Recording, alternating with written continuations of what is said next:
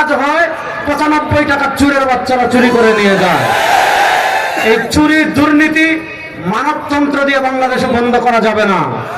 আপনি যত ইনসাফের কথা বলেন, ওই আব্রাহাম লিঙ্কনের ইনসাফ দিয়ে বাংলাদেশে চুরি বন্ধ করতে পারবেন না। ভারতের প্রেসক্রিপশনের ইনসাফ দিয়ে বাংলাদেশে চুরি বন্ধ করতে পারবেন না।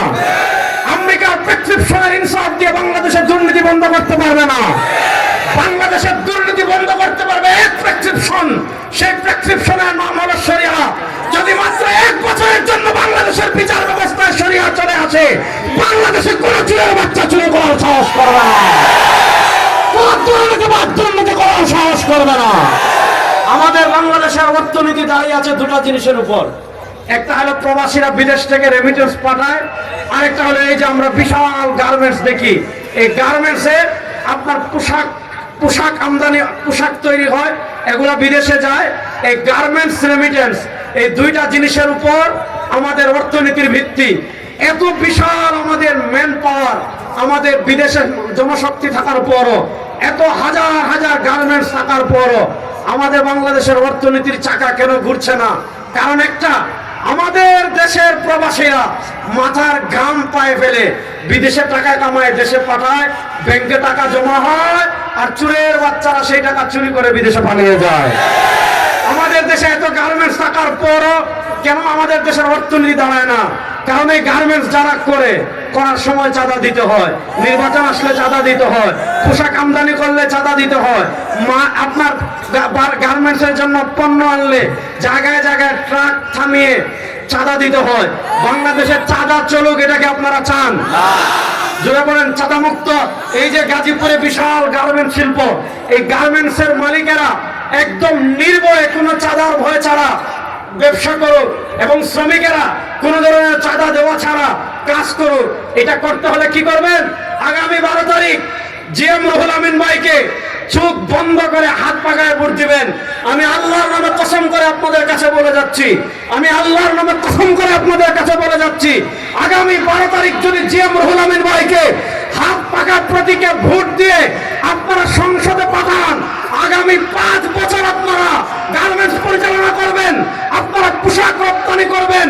যদি একজন লোক 1 টাকা চাঁদা নেওয়ার জন্য আসে, ডাইরেক্ট খাম্বার সাথে বেঁধে রাখবো। সুতরাং চাঁদা মুক্ত বাংলাদেশ যদি চান, দুর্নীতি মুক্ত বাংলাদেশ যদি চান, জুলুম মুক্ত বাংলাদেশ যদি চান, বৈষম্য মুক্ত বাংলাদেশ যদি চান, আগামী 12 তারিখ চোখ বন্ধ করে হাত পাকায় ভোট দেওয়ার জন্য প্রস্তুত আছেন না? আমাদের বাংলাদেশে আরেকটা মৌলিক সমস্যা কি? জনসাধারণকে মিথ্যা মামলা দিয়ে হয়রানি করা হয়। জিএম রুহুল আমিনের সমর্থনে আজকের এই কোনাবাড়ির বিশাল জনসমাবেশের নির্বাচনী সভার সম্মানিত প্রধান অতিথি, বিশ্ব ইসলামী রাজনীতির অন্যতম অভিভাবক এবং সিপাহসালার, ইসলামী আন্দোলন বাংলাদেশের মুহতারাম আমির মুফতি সৈয়দ মোহাম্মদ রেজাউল করিম পেশার চরমনাই হাফিজাহুল্লাহ। খুব লম্বা বক্তৃতা করার সুযোগ নাই। বাংলাদেশের বয়স 54 বছর হয়েছে। আল্লাহ তাআলা আমাদের দেশকে এত সুন্দর করে প্রাকৃতিকভাবে সৃষ্টি করেছেন। আমাদের এক পাশে সমুদ্র আছে, পাহাড় আছে, বৃষ্টি আছে, পানি আছে, সব আছে। আল্লাহ তাআলা আমাদের বাংলাদেশের জমিনকে এতটা উর্বর করেছেন যে বাংলাদেশের জমিনে পাখির মুখ থেকে যদি একটা আম খাওয়ার পর একটা বিচি পড়ে যায়, অথবা কোনো ফল খাওয়ার পর বিচি পড়ে যায়, তাহলে দেখা যায় জমিনে ফসল হয়ে যায়। এত কিছু, এত আল্লাহ তাআলার পক্ষ থেকে এত অপার সম্ভাবনা আমাদের দেশে থাকার পরও 54 বছরে বাংলাদেশ কেন এখনো পিছিয়ে আছে? কারণ হলো একটাই, এই 54 বছরে বাংলাদেশে যারা রাষ্ট্র ক্ষমতায় গিয়েছে, তারা যতটা না জনগণের চিন্তা করেছে, যতটা না রাষ্ট্রের চিন্তা করেছে, তার চেয়ে বেশি চিন্তা করেছে দেশের টাকা বিদেশে পাচার করা।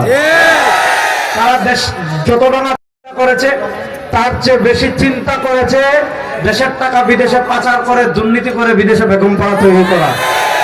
এই জন্য দেখবেন আমাদের দেশে রাস্তার বিশাল বাজেট হয়, রাস্তাঘাট হয়, কিন্তু দেখা যায় 1 বছরের ভিতর রাস্তা ভেঙে, একবার বৃষ্টি হলে রাস্তা ভেঙে আবার আগের মতো হয়ে যায়। কারণ একদম বাজেট পাস করা থেকে কাজ হওয়ার আগ পর্যন্ত পদে পদে আমাদের দেশের দুর্নীতি।